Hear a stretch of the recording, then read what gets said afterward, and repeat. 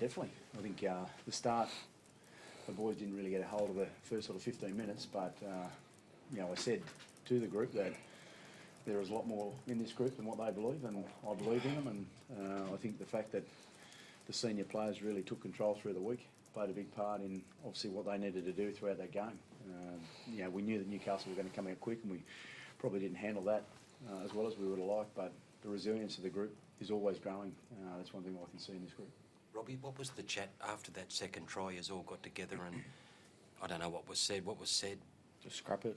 There's nothing we couldn't change at the start, but we could do something about the next 70 minutes, and we came here with a pretty clear plan of how we wanted to, I guess, exploit some of the weaknesses that we saw in their side. And once we got a bit of ball, because we had no ball early on, and once we got a bit of ball and we started to get a bit of joy around the middle of the field there, and as the half wore on, we started growing confidence, and just proud of the boys that we showed a fair bit of character. At 12-0 down, the game probably could have gone either way there, and especially after last week and the words from Madge, it was great to get a response at 12-0 down, and obviously come in at half-time with the lead, and then in the second half we just found a way to win.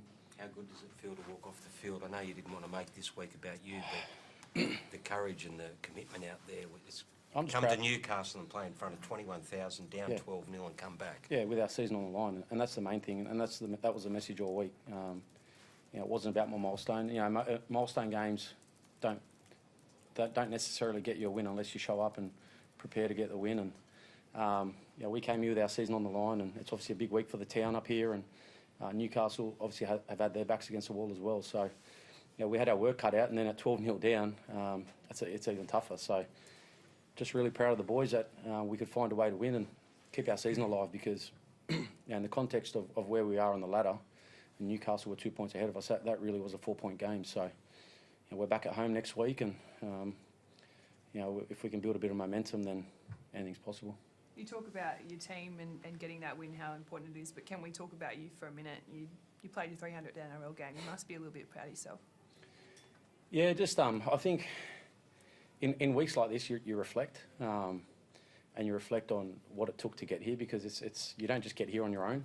And as Madge will tell you, with the amount of people that I had here tonight in the sheds after the game celebrating with me, every single one of them played a part in my career and helped me get here tonight. And during weeks like this, it means probably more to them than it does to me, to be honest. And without them here supporting me tonight, it wouldn't have meant anything to me. So I'm just really grateful, because there were some really tough times through my career, and it has been a bit of a roller coaster. And I'm a lucky man, because if I didn't have the support network around me, I wouldn't be standing here today. So they've pushed me along, and when I wanted to quit, they kept me going.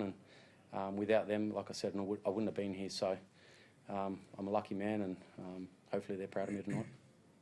Match how's Mike Cheekham? He's okay from what the doctor said. So I think they're doing some checks tonight to make sure that he's all right. But the doctor, he came and just saw me just before I walked down here, and he said he should be fine.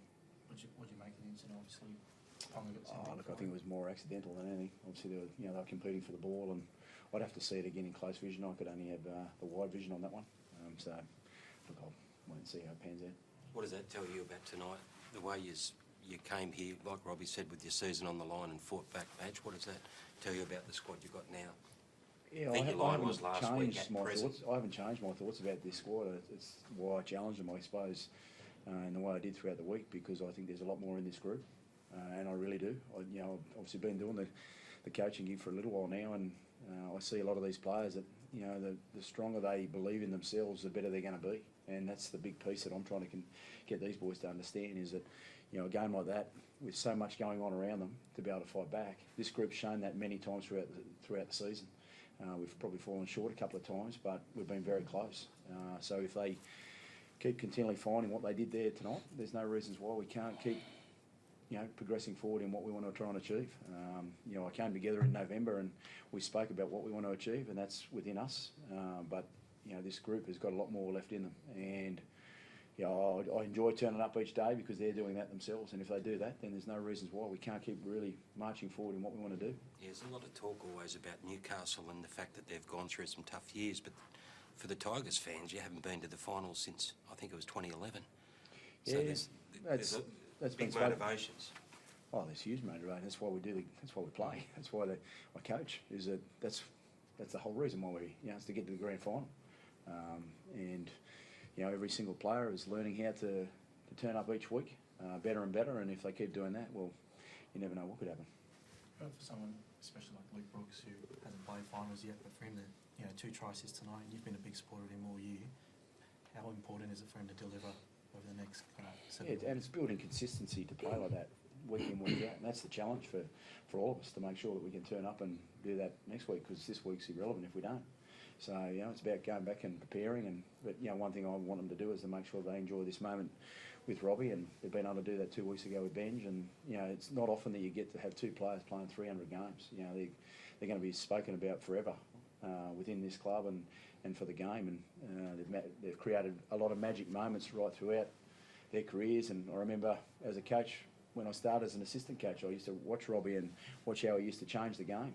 Benji changed the game, so the special players. So it's one thing I'm pushing with these guys, that some of those boys could be the next in their shoes. So it's about how they go about the weekly stuff, and if they do that, like Brooksy, if he continually learns to be consistent in what he does, well, he can do that week in, week out. I think David Knopfler is in that same category as Luke.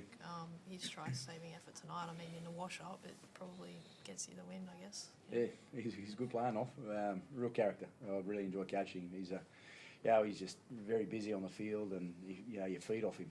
He's that type of personality within the team. So I'm looking for for Dave to step up a little bit more, and he's very capable of doing that. That's for sure.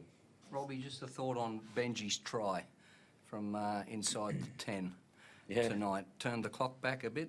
Yeah, well, 5 or 10 minutes earlier, we thought he was gone. We thought he broke his jaw or something. So showed a bit of strength there, to be honest.